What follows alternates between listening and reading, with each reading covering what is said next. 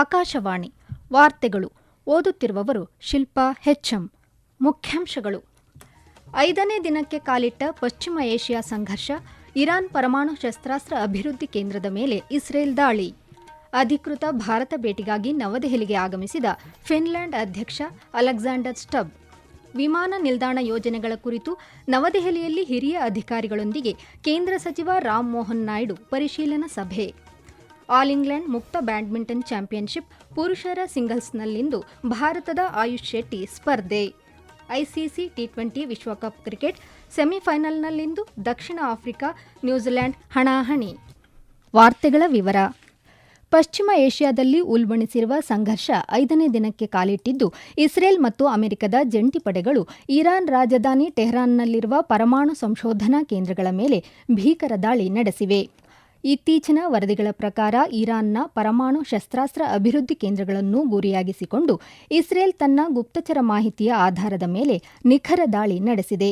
ಇದಕ್ಕೆ ಪ್ರತಿಯಾಗಿ ಇರಾನ್ ಸಹ ವಿವಿಧ ರಾಷ್ಟ್ರಗಳ ಮೇಲೆ ಪುನಃ ಡ್ರೋನ್ ದಾಳಿಯನ್ನು ಮುಂದುವರೆಸಿದೆ.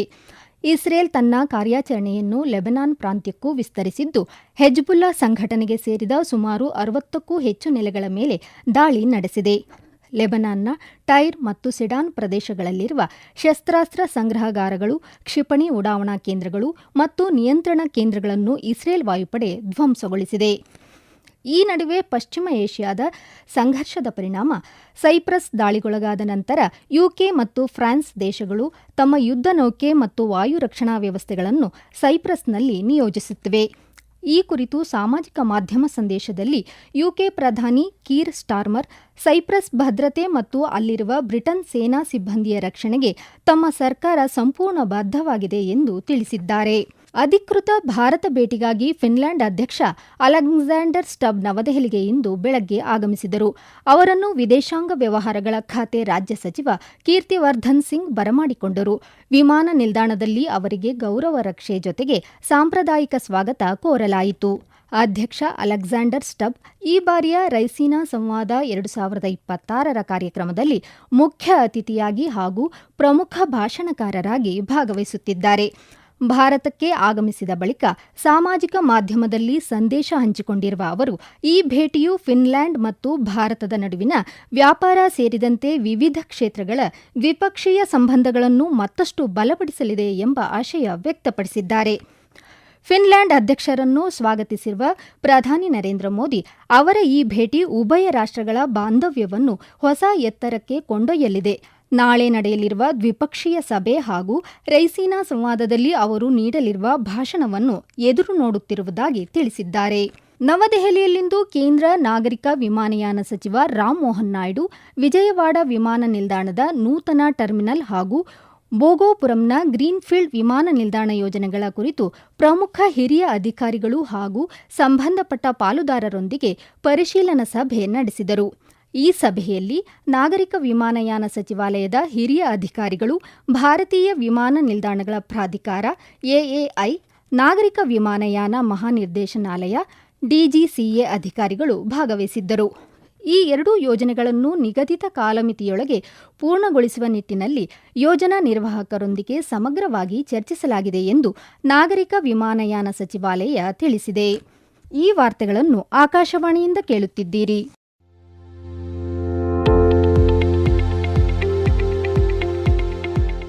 ನಮ್ಮ ಎಲ್ಲ ರಾಷ್ಟ್ರೀಯ ವಾರ್ತೆಗಳು ಹಾಗೂ ಪ್ರದೇಶ ಸಮಾಚಾರ ಈಗ ಆಕಾಶವಾಣಿ ನ್ಯೂಸ್ ಕನ್ನಡ ಯೂಟ್ಯೂಬ್ ಚಾನೆಲ್ನಲ್ಲಿ ಲಭ್ಯ. ನಮ್ಮ ಎಕ್ಸ್ ಖಾತೆ ಮತ್ತು ಇನ್ಸ್ಟಾಗ್ರಾಂ ಖಾತೆ ಆಕಾಶವಾಣಿ ನ್ಯೂಸ್ ಕನ್ನಡ. ಹೆಚ್ಚಿನ ಮಾಹಿತಿಗಾಗಿ ನಮ್ಮ ಫೇಸ್ಬುಕ್ ಖಾತೆ ಆಕಾಶವಾಣಿ ವಾರ್ತೆ ಕನ್ನಡವನ್ನು ಅನುಸರಿಸಿ. ಮಾಹಿತಿಗಳ ಹೂರಣ, ವಾರದ ಕಾರ್ಯಕ್ರಮ, ಪ್ರಚಲಿತ ವಿದ್ಯಮಾನ ಪ್ರತಿ ಬುಧವಾರ ರಾತ್ರಿ 9:15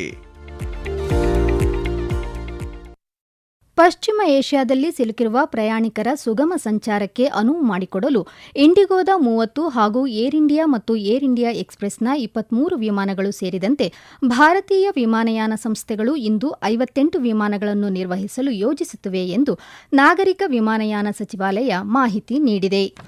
ಪಶ್ಚಿಮ ಏಷ್ಯಾದ ಕೆಲವು ಭಾಗಗಳಲ್ಲಿ ವಾಯು ಪ್ರದೇಶದ ಪರಿಸ್ಥಿತಿ ಬದಲಾಗುತ್ತಿರುವುದರಿಂದ ಭಾರತೀಯ ವಿಮಾನಯಾನ ಸಂಸ್ಥೆಗಳ 1,200ಕ್ಕೂ ಹೆಚ್ಚು ವಿಮಾನಗಳು ಮತ್ತು ವಿದೇಶಿ ವಿಮಾನ ಸಂಸ್ಥೆಗಳ ಸುಮಾರು 380 ವಿಮಾನಗಳನ್ನು ರದ್ದುಗೊಳಿಸಲಾಗಿದೆ ಎಂದು ಸಚಿವಾಲಯ ತಿಳಿಸಿದೆ.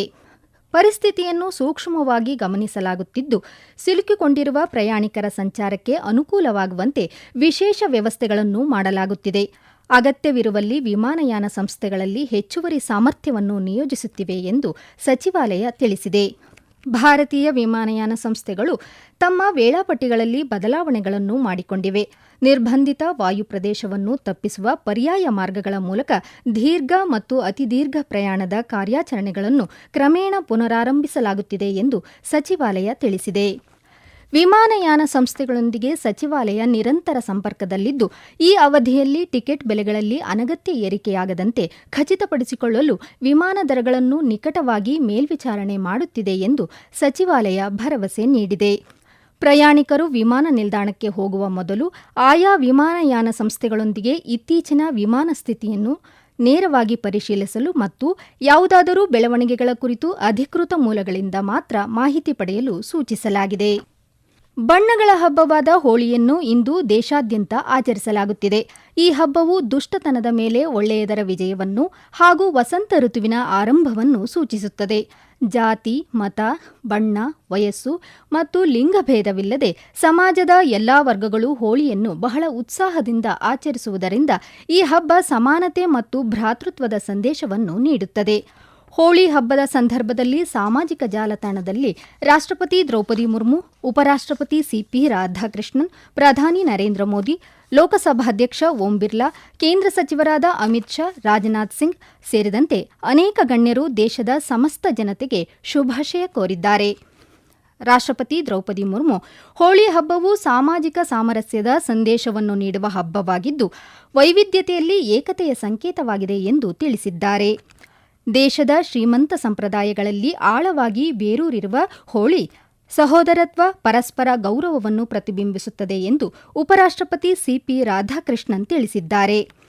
ತಮ್ಮ ಸಂದೇಶದಲ್ಲಿ ಪ್ರಧಾನಿ ನರೇಂದ್ರ ಮೋದಿ, ಏಕತೆ ಮತ್ತು ಸಾಮರಸ್ಯದ ಮೌಲ್ಯಗಳನ್ನು ಬಲಪಡಿಸುವ ಈ ಹಬ್ಬ ಪ್ರತಿಯೊಬ್ಬರ ಜೀವನದಲ್ಲಿ ಸಂತೋಷ, ಸಮೃದ್ಧಿ ಮತ್ತು ಯಶಸ್ಸಿನ ಬಣ್ಣಗಳನ್ನು ತುಂಬಲಿ ಎಂದು ಹಾರೈಸಿದ್ದಾರೆ. ಕೇಂದ್ರೀಯ ಪ್ರೌಢಶಿಕ್ಷಣ ಮಂಡಳಿಯ ಪಶ್ಚಿಮ ಏಷ್ಯಾ ಪ್ರದೇಶ ವಿಭಾಗ ಆ ಪ್ರದೇಶದಲ್ಲಿರುವ ಕೇಂದ್ರಗಳಲ್ಲಿ ನಾಳೆ ಮತ್ತು ನಾಡಿದ್ದು ನಡೆಯಬೇಕಿದ್ದ 10 ಮತ್ತು 12ನೇ ತರಗತಿ ಪರೀಕ್ಷೆಗಳನ್ನು ಮುಂದೂಡಿದೆ. ಈ ಪರೀಕ್ಷೆಗಳಿಗೆ ಪರಿಷ್ಕೃತ ದಿನಾಂಕವನ್ನು ನಂತರ ಪ್ರಕಟಿಸಲಾಗುವುದು. ಮಾರ್ಚ್ 7ರಿಂದ ನಿಗದಿಯಾಗಿರುವ ಪರೀಕ್ಷೆಗಳ ಬಗ್ಗೆ ನಾಳೆಯೊಳಗೆ ಪರಿಸ್ಥಿತಿಯನ್ನು ಪರಿಶೀಲಿಸಿದ ನಂತರ ನಿರ್ಧಾರ ತೆಗೆದುಕೊಳ್ಳಲಾಗುವುದು ಎಂದು ಮಂಡಳಿ ತಿಳಿಸಿದೆ. 2026ರ ದ್ವೈವಾರ್ಷಿಕ ರಾಜ್ಯಸಭಾ ಚುನಾವಣೆಗೆ ಭಾರತೀಯ ಜನತಾ ಪಕ್ಷವು 6 ರಾಜ್ಯಗಳಿಂದ 9 ಅಭ್ಯರ್ಥಿಗಳನ್ನು ಘೋಷಿಸಿದೆ. 5 ಸ್ಥಾನಗಳು ಖಾಲಿ ಇರುವ ಬಿಹಾರದಿಂದ ಬಿಜೆಪಿ ರಾಷ್ಟ್ರೀಯ ಅಧ್ಯಕ್ಷ ನಿತಿನ್ ನವೀನ್ ಮತ್ತು ಬಿಜೆಪಿ ನಾಯಕ ಶಿವೇಶ್ ಕುಮಾರ್ ಅವರನ್ನು ನಾಮನಿರ್ದೇಶನ ಮಾಡಿದೆ. ನಾಮಪತ್ರ ಸಲ್ಲಿಸಲು ನಾಳೆ ಕೊನೆಯ ದಿನವಾಗಿದೆ.